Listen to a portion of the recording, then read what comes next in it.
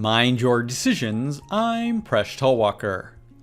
5 and 3 over some number multiplied by another number and 1/2 is equal to 19. Solve for the two numbers. Here's an equivalent way of stating the problem. Suppose the two numbers are equal to m and n. We can rewrite the multiplication in the following fashion.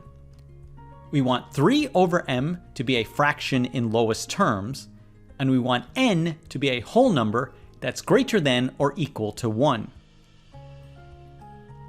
So the challenge is to solve for the values of m and n. I thank Ramesh for the suggestion. Pause the video if you'd like to give this problem a try, and when you're ready, keep watching to learn how to solve this problem.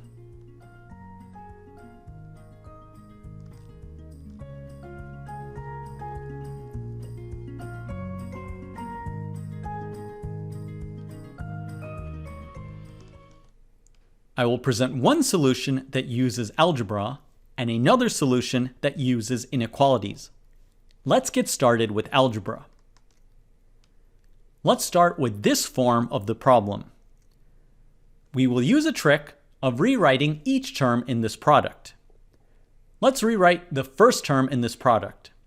5 is equal to 5m over m. Thus, the first term can be rewritten as 5m plus 3 all over m. Now let's rewrite the second term in this product. N is equal to 2n over 2, which means the second term in the product is equal to 2n plus 1 all over 2. Since we are multiplying these fractions, the denominator becomes 2 multiplied by m. We can then multiply both sides by 2 multiplied by m. From here, we will use a bit of number theory. Since n is a whole number that's greater than or equal to 1, 2n plus 1 is an odd number. That means 5m plus 3 must be an even number, and it must have a factor of 2. Furthermore, 3 over m is a fraction in lowest terms, so m cannot be a multiple of 3. This means that m does not divide 5m plus 3. Then, because 3 is a prime number, m and 5m plus 3 are relatively prime. This means there are two possible cases for 5m plus 3. One case is that 5m plus 3 could be equal to 2. But in that case, m would be equal to -1. And this is a problem because we know that 3 over m is a fraction in lowest terms, so m has to be a whole number that's greater than or equal to 2. So we can exclude this possibility. So the other possibility is that 5m plus 3 is equal to 2 multiplied by 19. This is equal to 38, which means that m is equal to 7. If m is equal to 7, we can substitute in, and since 5m plus 3 is equal to 38, we can see that 2n plus 1 must be equal to 7. This means that n is equal to 3. So we have one possibility. Let's go ahead and check it. We substitute in the values for m and n, and this in fact is a solution to the equation. 5 and 3 over 7 multiplied by 3.5 is equal to 19. So this is one way to solve the problem. But I want to go over another way that uses inequalities.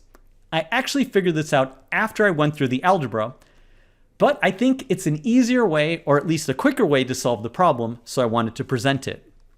Let's focus on the term 5 and 3 over m.